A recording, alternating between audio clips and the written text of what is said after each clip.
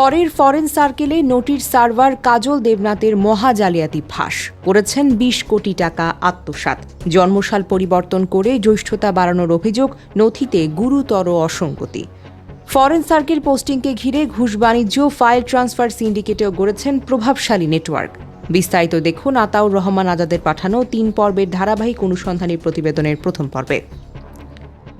ঢাকা কর অঞ্চল ১১-১ নোটির সার্ভারের বিরুদ্ধে বয়স জালিয়াতি করে পদোন্নতি নেওয়া, ফরেন সার্কেলে সিন্ডিকেট গড়ে কোটি কোটি টাকা আত্মসাৎ এবং প্রশাসনিক প্রভাব খাটিয়ে দীর্ঘদিন ধরে অনিয়ম চালানোর গুরুতর অভিযোগ উঠেছে।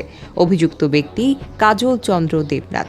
অনুসন্ধানে প্রাপ্ত নথি, সংশ্লিষ্ট সূত্র ও প্রশাসনিক তথ্য বিশ্লেষণে অভিযোগের বিস্তৃত চিত্র ফুটে উঠেছে।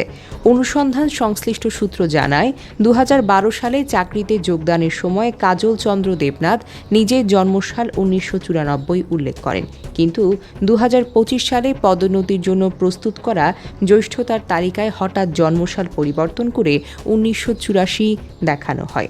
ফলে কাগজে কলমে তিনি এক লাফে ১০ বছর সিনিয়র হয়ে যান এবং পদোন্নতির প্রয়োজনীয় শর্ত সহজেই পূরণ করেন। সংশ্লিষ্ট কর্মকর্তারা জানিয়েছেন, সরকারি নথিতে এই ধরনের জন্মসাল পরিবর্তন প্রশাসনিক বিধিমালার গুরুতর লঙ্ঘন এবং প্রতারণার শামিল। শিক্ষাগত সনদ বিশ্লেষণ করে জানা যায়, বয়স জালিয়াতির প্রমাণ মিলেছে বলে দাবি করা হয়েছে। সূত্র জানায়, জন্মসাল ১৯৯৪ হলে ১৯৯৯ সালে এসএসসি এবং ২০০৮ সালে এইচএসসি পাশ করার তথ্য বাস্তবসম্মত নয়।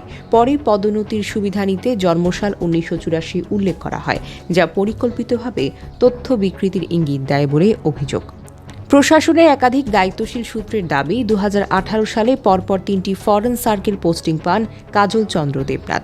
অভ্যন্তরীণভাবে লাভজনক হিসেবে পরিচিত এসব পোস্টিং দীর্ঘদিন ধরে নিজের নিয়ন্ত্রণে রেখে ঘুষ বাণিজ্য, মামলা সংক্রান্ত নোটিশ পরিবেশনকে কেন্দ্র করে অর্থ আদায়, গুরুত্বপূর্ণ নথি নিয়ন্ত্রণ এবং তথ্য গোপনের মাধ্যমে একটি শক্তিশালী সিন্ডিকেট গড়ে তোলেন। অভিযোগ রয়েছে, দালাল চক্রের মাধ্যমে সাধারণ মানুষ ও মামলার পক্ষগুলোকে চাপ সৃষ্টি করে নিয়মিত অর্থ আদায় করা হতো। যারা অর্থ দিতে অপারগ ছিলেন তাদের ফাইল আটকে রাখা বা বিভিন্নভাবে হয়রানির শিকার করা হয়েছে। অনুসন্ধানে আরও জানা গেছে, জাতীয় রাজস্ব বোর্ডের প্রোগ্রামার তমাল মজুমদারের সঙ্গে ঘনিষ্ঠ যোগাযোগের ব্যবহার করে মুহূর্তের মধ্যে ফাইল ট্রান্সফারের সুবিধা নেওয়া হতো।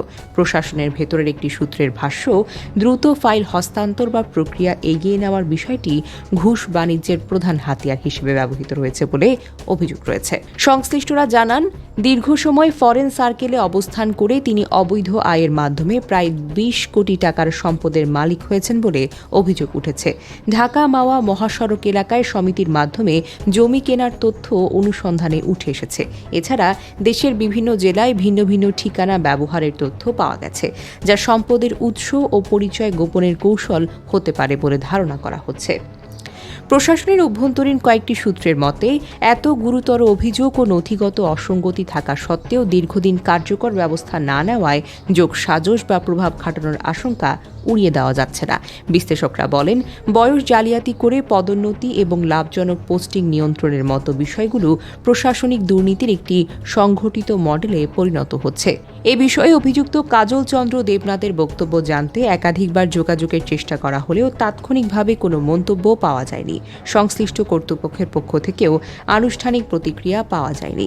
বিশ্লেষকদের মতে, অভিযোগগুলো নিরপেক্ষ ও স্বচ্ছ তদন্ত নিশ্চিত করে দৃষ্টান্তমূলক ব্যবস্থা নেওয়া না হলে প্রশাসনের ভেতরে এমন সিন্ডিকেট ভিত্তিক দুর্নীতি আরও প্রাতিষ্ঠানিক রূপ নিতে পারে।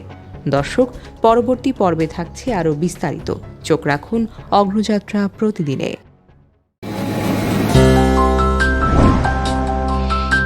অগ্রযাত্রা প্রতিদিন, নির্ভীক প্রত্যয়ে উজ্জীবিত।